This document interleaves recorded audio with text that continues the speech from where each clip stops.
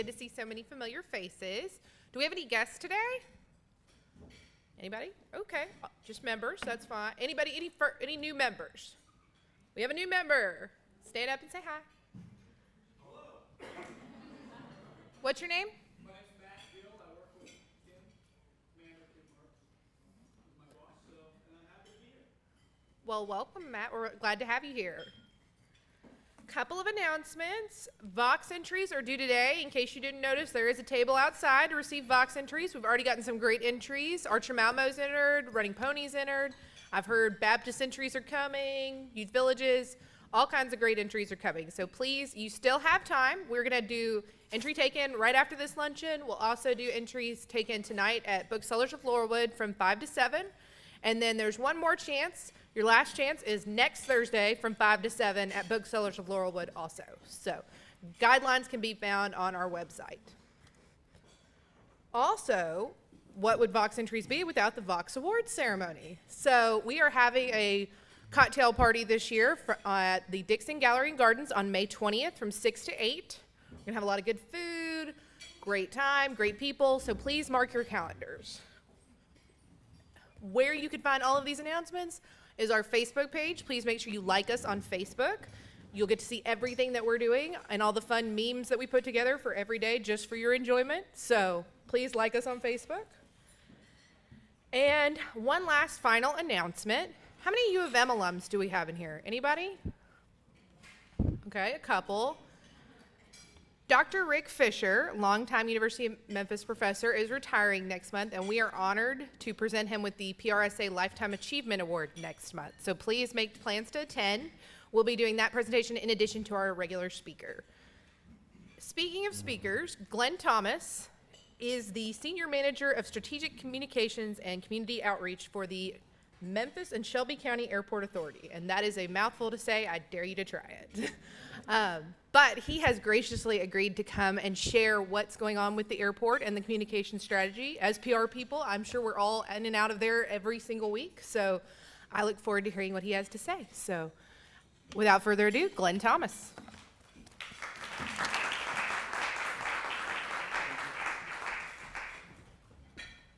Thank you for having me. Let me bring the microphone down to the short man's height. I'm accustomed to doing that. First of all, thank you for inviting me today. It's hard to believe I've been at the airport for 7 months now. Seems like just yesterday I was doing outage communications at MLGW. I usually like to start out with who is Glenn Thomas? So here is a quick profile of my daily life. My wife and I met the old-fashioned way at work at MLGW. But unfortunately, I let her move off to Portland, Oregon before I actually made my move, because that's really how I rolled as a single man. But it all worked out. She's actually here today, and so I know at least one person will laugh at my jokes. We got 2 boys in Peabody School. They're in kindergarten, 2nd grade. Ella is our dog on the right who likes to accessorize, and today is our 2-week anniversary of having Daisy on the left. I chose this picture because this chair that she is on is not a big chair. Daisy is not a small dog. And we couldn't figure out why the dog hair was on Shelly's vaunted purple chair, and she finally caught her in the act. So Shelly has no chance whatsoever of keeping the house clean, thanks to us. Something else about me is that I am 100% ingrained in the barbecue culture of Memphis, Tennessee. 1 week from Saturday, we'll be competing in the West Memphis Gumbo Festival, which is everything that you expect a cooking festival in the Walgreens parking lot at West Memphis to be.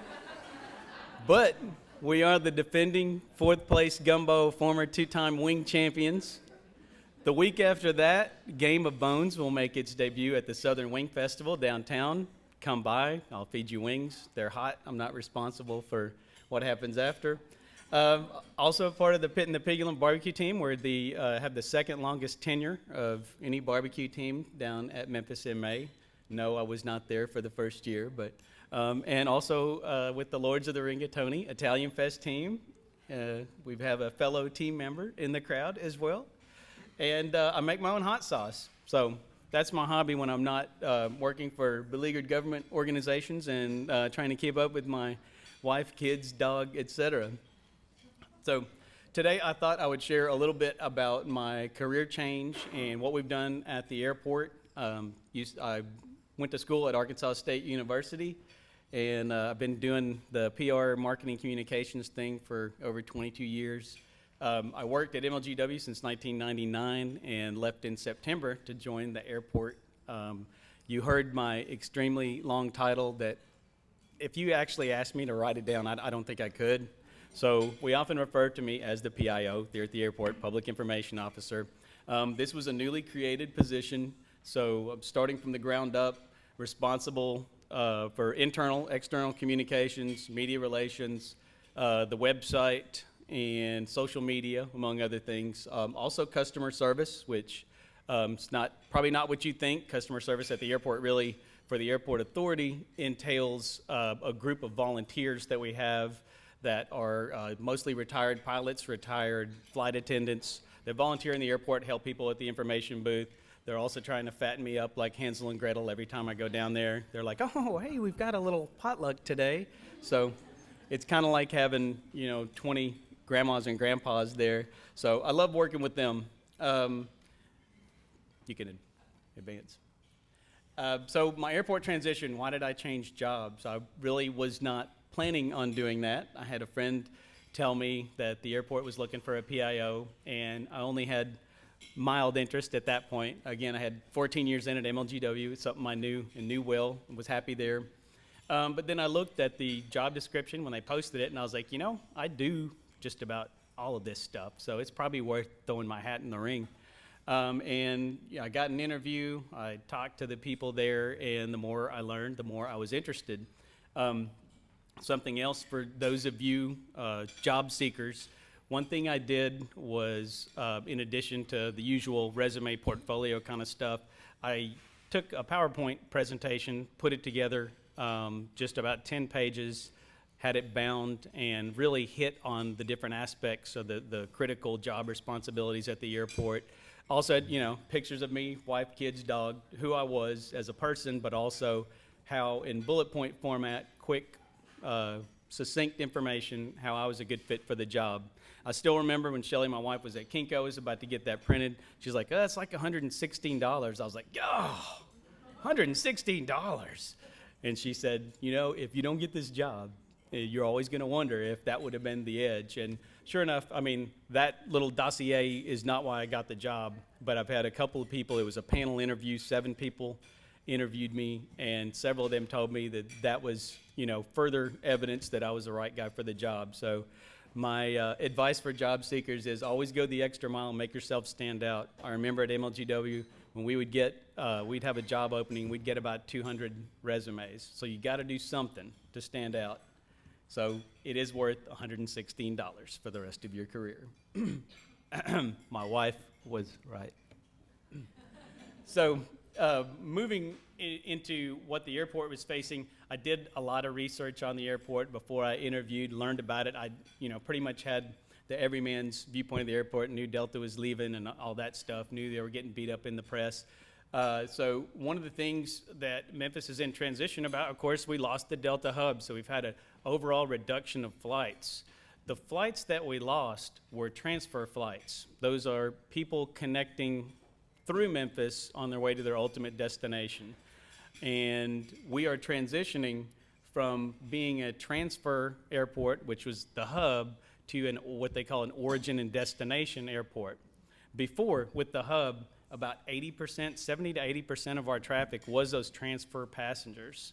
And so only about 20 was this local origin and destination traffic.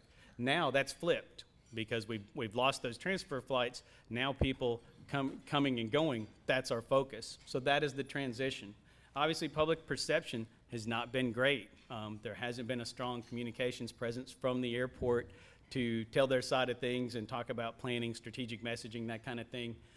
We've got new leadership at the airport. Last year, Jack Sammons came on as the chairman. Scott Brockman is the new president. So with that new leadership has come a new focus. Obviously, they wanted to create my position. You'll be happy to know as well that we're about to hire an air service professionals focused on maximizing the existing air service and getting new air service in Memphis. And I'll talk about our concourse modernization project, which is really my first big communications project. One of the things I encountered was the Delta Does Memphis Facebook group in researching. And as you can see, they have well over 5,000 members. And really, this was created by some folks who were disenchanted with Delta and the airport authority and concerned about the future of the airport. And really, the airport lacked a voice on this page. I believe at one point, they even created like an official airport page to counter that and tell the real story, but I think the strategy was a little misplaced there. So one of the first things, there are people on this page who, complain just about everything at the airport, but there's really not that many. Most of the people are they're intelligent, they're thoughtful, and they have a lot of knowledge about the airport and airport operations. So I think it was important to engage them. When I was first hired, people often post links to Memphis airport related articles or just airline articles in general. They posted, the news about my hiring, and one of the people commented they'll never let him comment on this page. And one of the first things I did, as me, as Glenn Thomas, not as a Memphis airport, official account, but I got on there and said, hey, I'll check in from time to time, I'll answer questions, and I'm looking forward to engaging. So far, everybody on that page has really, for the most part, really been cordial and understanding and appreciate just hearing from the airport what we're doing, why we're doing it. Yes, a couple people have beat the daylights out of me on there, but I can take it. And that one of the things about that too is, I learned this at MLGW, engagement 99.9% of the time is better than silence. Even if you get beat up a little bit, at least you've made your point and you tell your side of the story. This was an example of some of the media coverage that happened. This was in August, and that was really in reference to speculation at a board meeting about what we might do, what the future of the airport was. And as you can see, we got the double whammy headline there. Memphis Airport may close terminals and airport gives up. So it doesn't get any worse than that. So that was the environment that I was facing coming in. My first week at the airport was pretty legendary in terms of me being busy. My first day, every 3 years, the airport conducts an emergency training drill in which they take an old plane, set it on fire, they time the fire, they time police, all these operational things, to drill us on, our responsiveness in an emergency. So that was my first day, which was kind of funny too, because several of the media folks didn't know I'd moved, and so I'm standing there like, what are you doing here at the airport? But you can advance.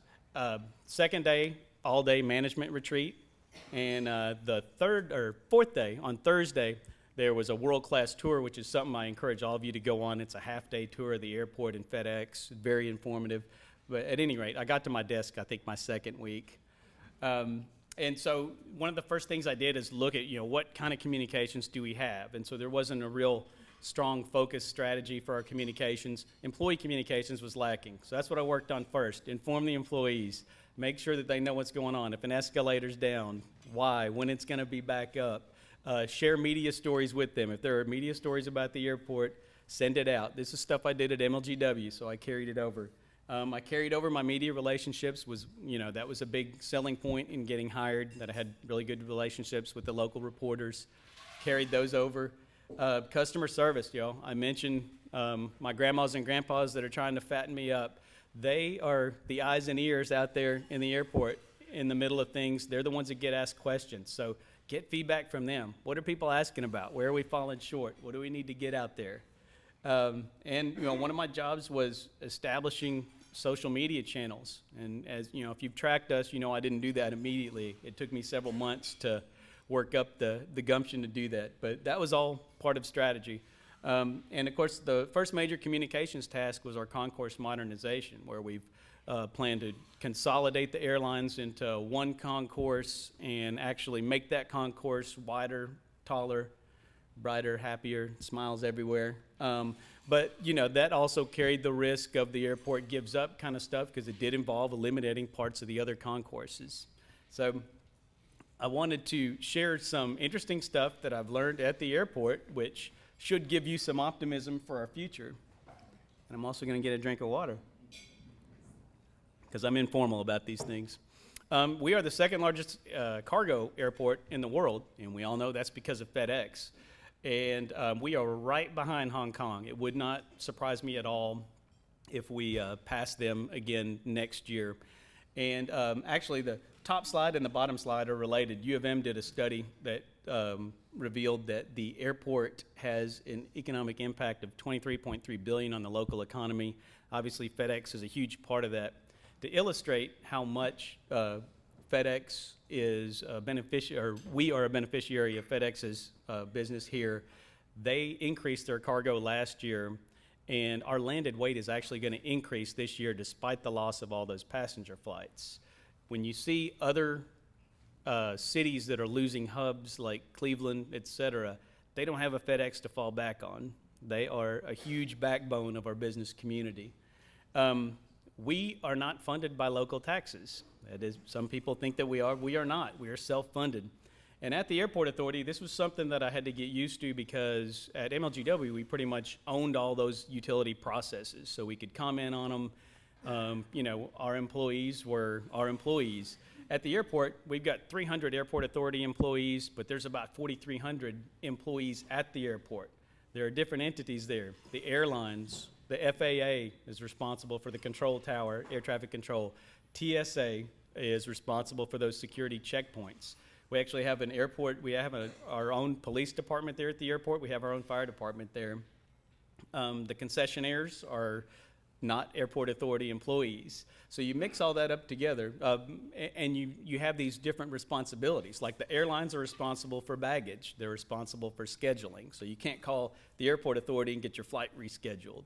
But saying all that, we own the experience, don't we? So if someone has a crappy experience at a restaurant, it reflects badly on the airport. So that's one of my challenges there with the customer service, is trying to bring a unified messaging and make that experience good no matter where you are.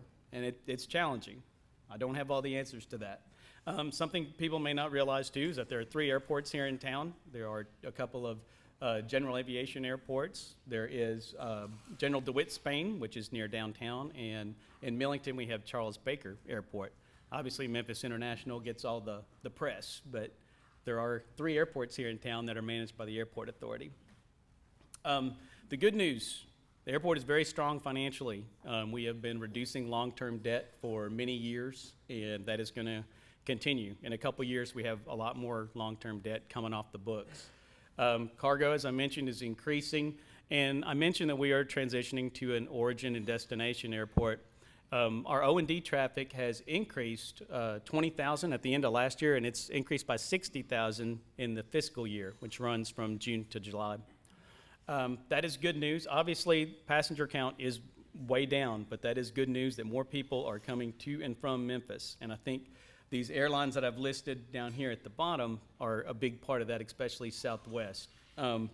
Average fares are down. We used to be at the top of the top 10. We are now out of the top 10 in average airfares. Added free Wi-Fi, joined the rest of the technological age at the end of last year. So that's a plus. $6 economy parking, which I'll talk about here shortly. And we've added some new airlines. Southwest added 4 destinations at the end of last year. They've added a Baltimore flight in June. Frontier last month began going 4 times weekly to Denver, and they are going to switch to daily flights to Denver in June. Vacation Express, a charter service, is going to start nonstops weekly to Cancun in May, and in August they'll go to the Bahamas. So plan your vacations, vacationexpress.com. I was not paid for that. Existing airlines, a lot of times people are like, you need to get more airlines, more airlines. Well, all the major carriers, they're here already. What we're recruiting now are the low-cost airlines like Frontier, but the major ones are here, and we want some of them to expand. And sure enough, American, a few weeks ago, announced that they're going to add 3 daily flights to Philadelphia starting in June. So there is good news. One thing I've learned, though, airlines move slowly. They are not going to come in and say, we are doing 10 nonstop destinations. They don't do that. They are profit oriented, which is, why Delta did what they did. So they make these announcements several months out in terms of their scheduling, equipment, et cetera. Go ahead.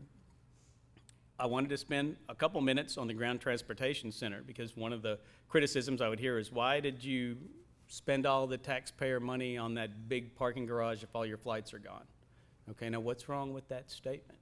Taxpayer money? No, that's not correct. And also the transfer passengers, that's what we lost. It didn't affect parking. Transfer passengers don't park here. So that's what we lost. So there were really 4 reasons for us to build this. One is that the rental cars were off-site. You can advance it. If anyone who's been around remembers when they were on Democrat roads, that's not all that convenient. Rental cars moved over. Employee parking, a lot of employee parking was off-site. So we were able to solve that problem, get the employees parking on the airport property.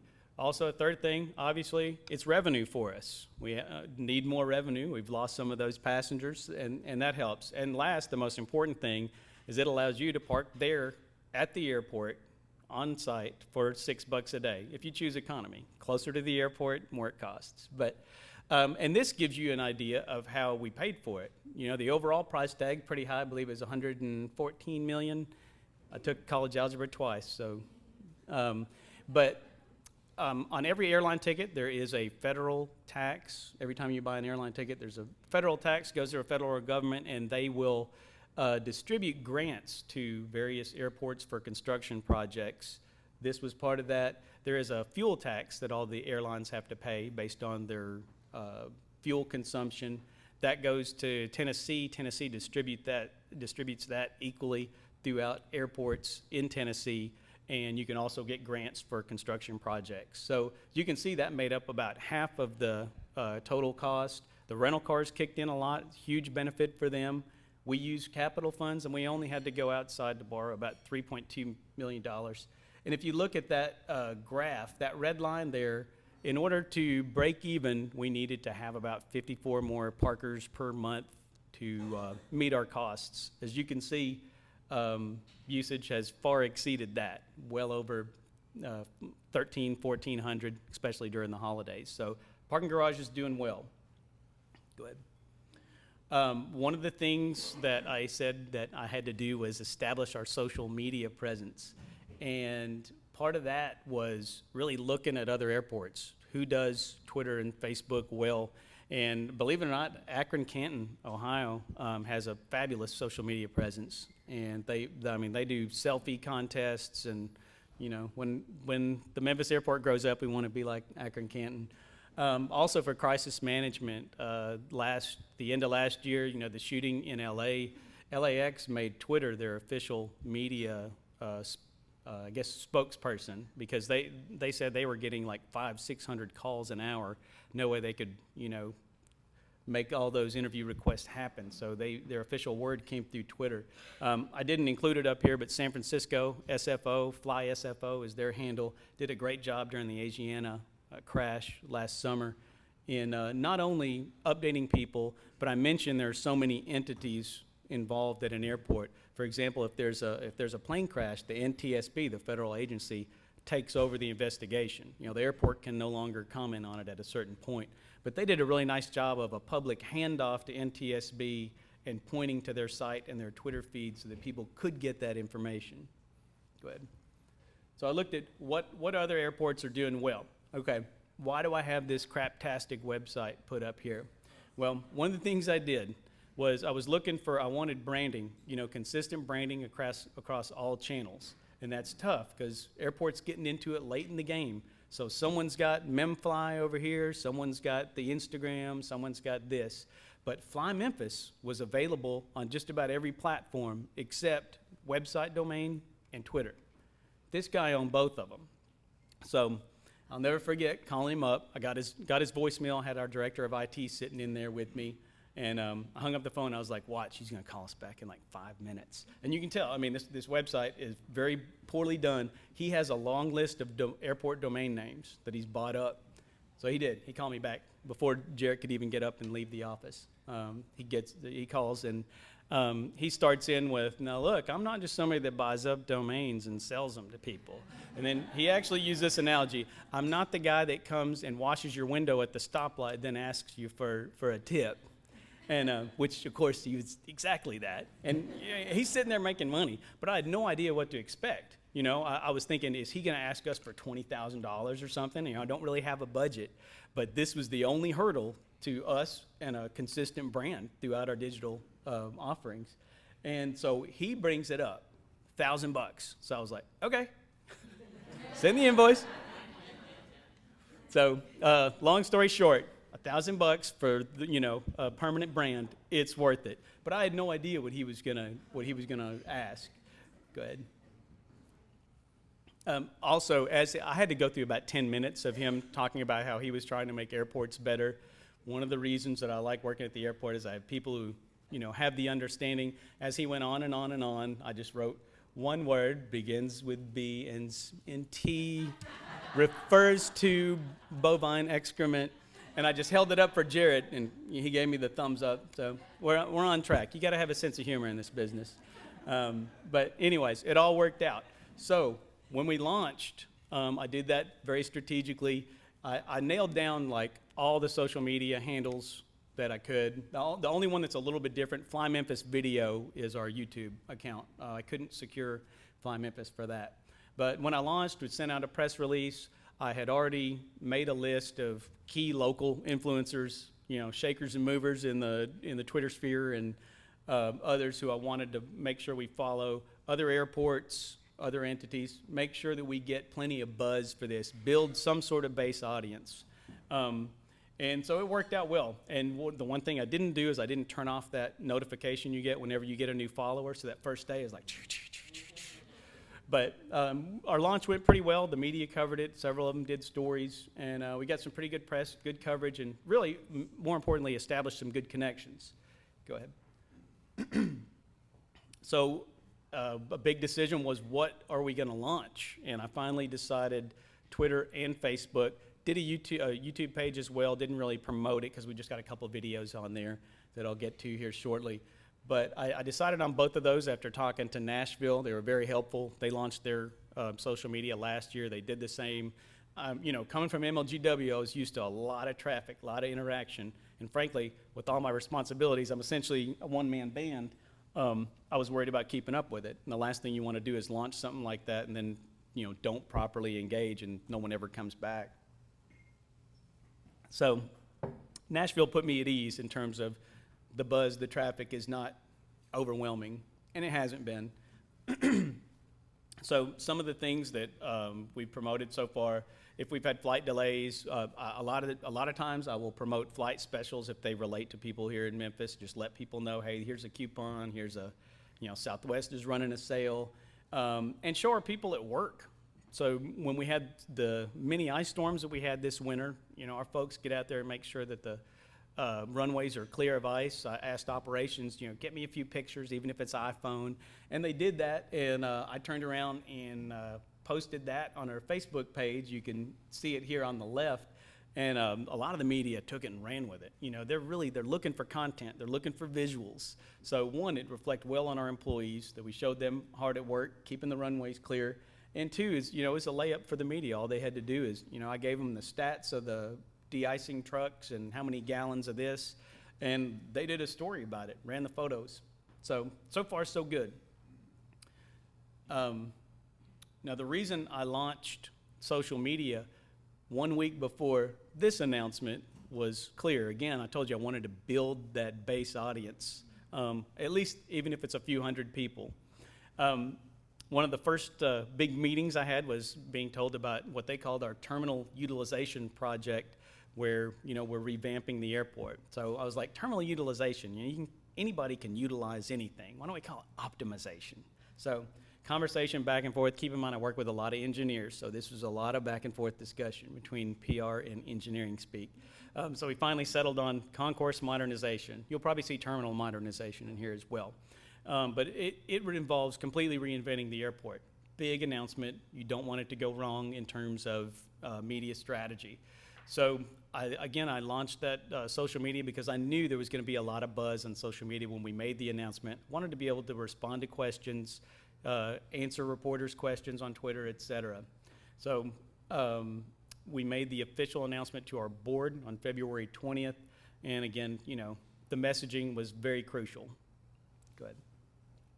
Now, a lot of this initiative was built upon the presentation that we were doing to the board. The board pretty much knew what was going to happen, but this was going to be the first time we'd publicly made the announcement. And of course, there were going to be a lot of media folks there. We also thought it would be beneficial for the Delta Does Memphis types, those who really have a strong interest in local airport business, to do a video with narration of the presentation, post that to YouTube for those who missed it. It's 11 minutes, so you really got to be into airport stuff, but it's there. The news release I really felt was not a crucial piece of this. I mean, it was a formality for those who weren't there, but all the real-time communication kind of swamped it, which was not a problem. Employee talking points were critical because the employees need to get the information first. You know, nothing ticks off employees more than reading about it in the paper before they know about it. So shortly before the board meeting started, an all-employee email went out with all these talking points. A big key to our strategy as well, I told you I nailed down the Fly Memphis brand. You know, everything going back to that Fly Memphis brand. So eventually that's going to be our website domain. You know, that's what when you go to the Memphis Airport website, that's where you're going to go. We're not there yet because that's a big job for me for the next several months. But we thought, why don't we use flymemphis.com as our landing page for concourse modernization information? So we put the video on there. We put still images on there. We put an FAQ. We wanted to, you know, we wanted to be able to answer any questions or criticisms. So play devil's advocate. What are people going to say? You know, how are people going to criticize this? What questions will they have about it? And have the answers ready. And then really the home run at the end of the presentation is a virtual tour which shows you what the B concourse is going to look like at the end of all this. And again, have social media ready to respond to real-time questions. One of the things that I did the night before, again, it's pretty much just me. So the night before, I set up timed Facebook messages that would be posting during the board meeting. I wrote all my tweets in advance, and I had them just in a little notes page, cut and paste them as the board meeting went along. Had someone, you know, everything sounds high tech.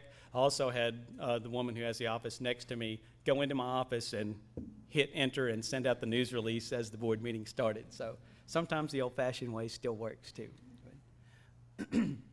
So here's a look at what the Fly Memphis page looks like right now. Again, wanted to give people lots of visuals. This is what it looks like. This is what it's gonna look like. This is why we gotta do it. Go ahead. You can see the FAQ, videos, still images. Go ahead. All right, I've talked a little bit about the execution already. One thing I did, I wanted to make it easy for the media. So I had a flash drive for them with all the information.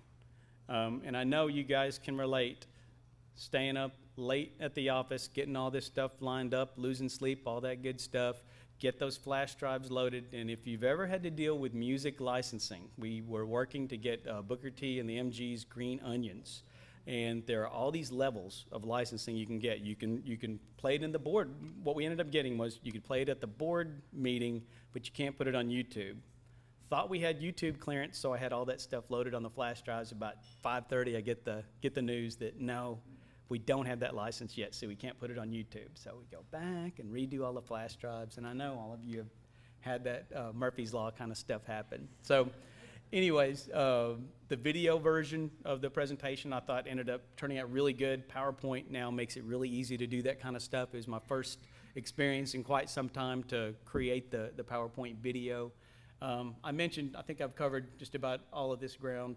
And again, once I cut and pasted, I would paste those tweets every 5-10 minutes. And of course, nothing ever works like you think it's going to. You know, I told the chairman and our president, I was like, I think we should lead off with this.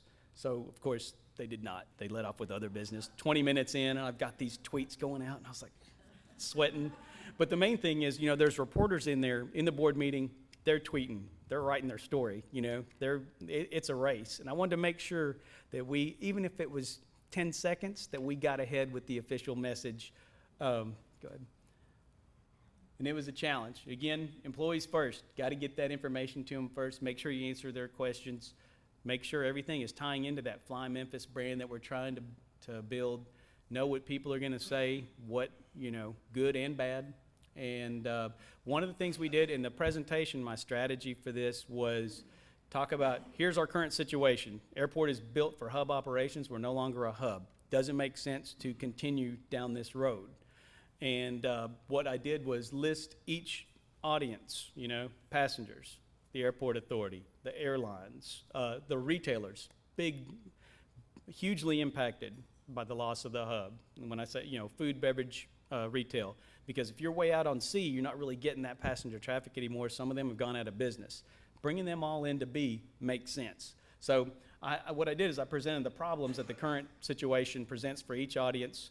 Here's our solution. Here's how it solves it for each of these audiences. And also a timeline. And that's tough to do when you're dealing with a project that's going to be 5 to 7 years, involves so much construction. But I thought it was important to at least give estimates. Like I said, I gave the media flash drives, everything they needed, and they used it. They used the video, they used those still images, they were posted all over the place. So that was very effective. And I was able to quickly parry off questions, criticisms, etc. on social media as the news was released. Go ahead. So what are we doing? I want to make sure you know what we're doing at the airport. We're moving all the airlines to the B concourse. Right now, Delta is the only airline on the B concourse.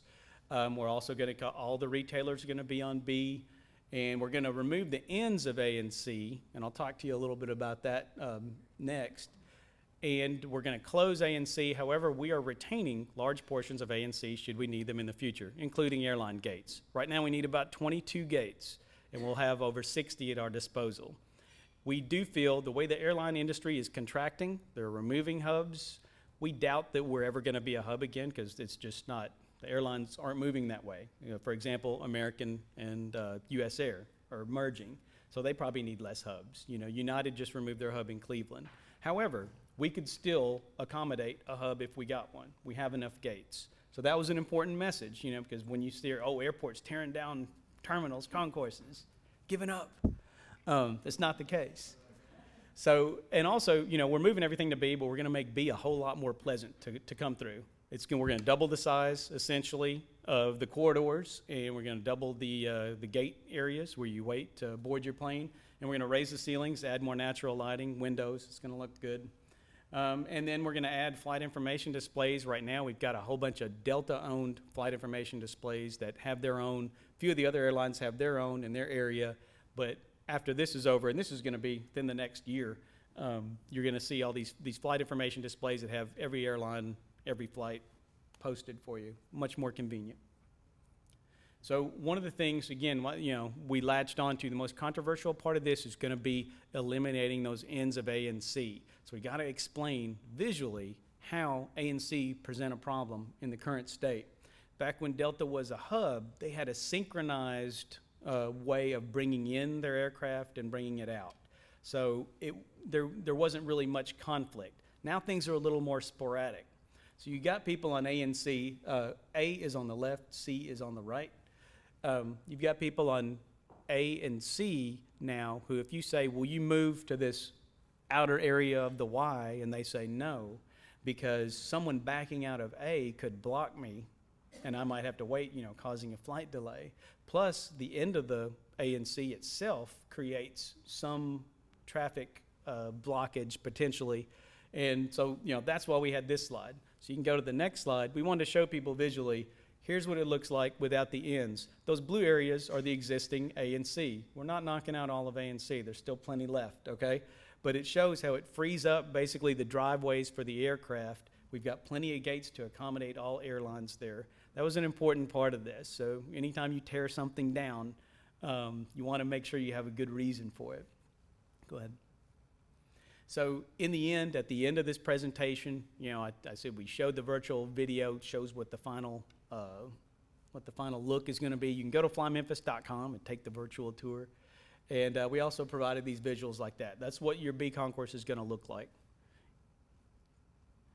So the results and coverage were largely, if not positive, they had all our key messages. The word downsizing was used, but really that's what we're doing. We're downsizing and modernizing, so it's not something to shy away from. The main thing was we gave them enough information where there really wasn't any outright negative coverage. I mean, some people, passengers and whatnot, probably disagreed with how we were going about things, or should we do this or that. But for the most part, media coverage was fair, objective, positive. It went well. Plus, it's my presentation, so I'm going to show you all the good stuff up here. And social media reaction, too, very good. A lot of people happy about the changes that were going to be made. I think what the challenge is for now is making sure, again, managing expectations, because it's a long project. Go ahead. So what's next for my area? One thing we're going to be doing is an RFQ for an agency to help me out a little bit, since I am the one-man band. So I expect many agencies in town to bid on that, and I'm sure we're a desirable candidate, but I'm looking forward to getting that help. At this point, still kind of early in the budgeting process, but I've got an entry-level specialist approved for this summer or fall. I had aimed to get someone with more experience, and if any of you have ever been through the budgeting process, especially if you work in government, you aim here and whittle your way down. But I'll be thrilled to get someone to help me to generate content. That is my challenge. I have to build it from the ground up, drop it in the newsletters and all that other stuff. And as all y'all know, it takes time. We're going to be doing a massive web redesign. I'm hoping that the agency will be able to assist us with that. And more community outreach. I would like to form an advisory panel like we have at MLGW to get focus groups, things like that. I want to grow the social media presence. I don't feel like at this point we're some great example case study of social media activity like MLGW is, simply because I don't have the time to engage at that level right now. But I think that we will, and that is the goal. And then we've got to keep on updating people about this modernization project. We made a big splash last month. Everything was good.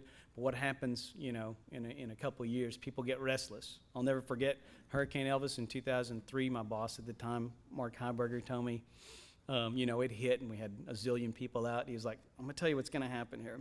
For 2 days, everyone's going to feel sorry for us. We'll have good coverage and all that. Third day, they're going to turn. They're going to turn on us, and it's going to be ugly. And sure enough, he was like Nostradamus. Third day, rah!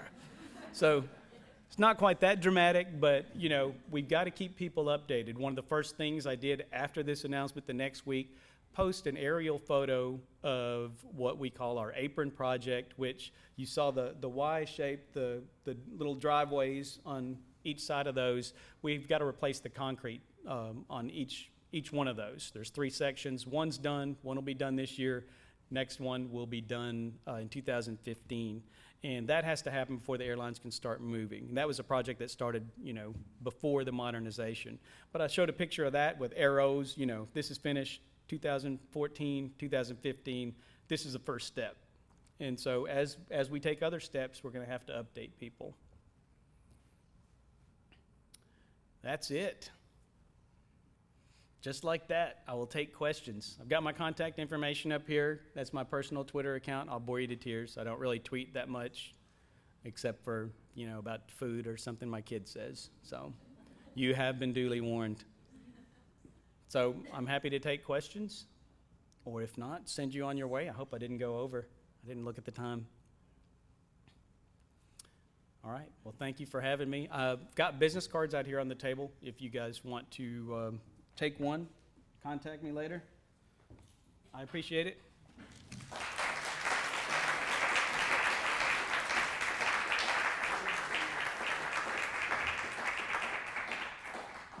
Thanks. Really appreciate that, Glenn. That was a very interesting presentation. Thank you. That concludes the program. Hope we'll see you all next month.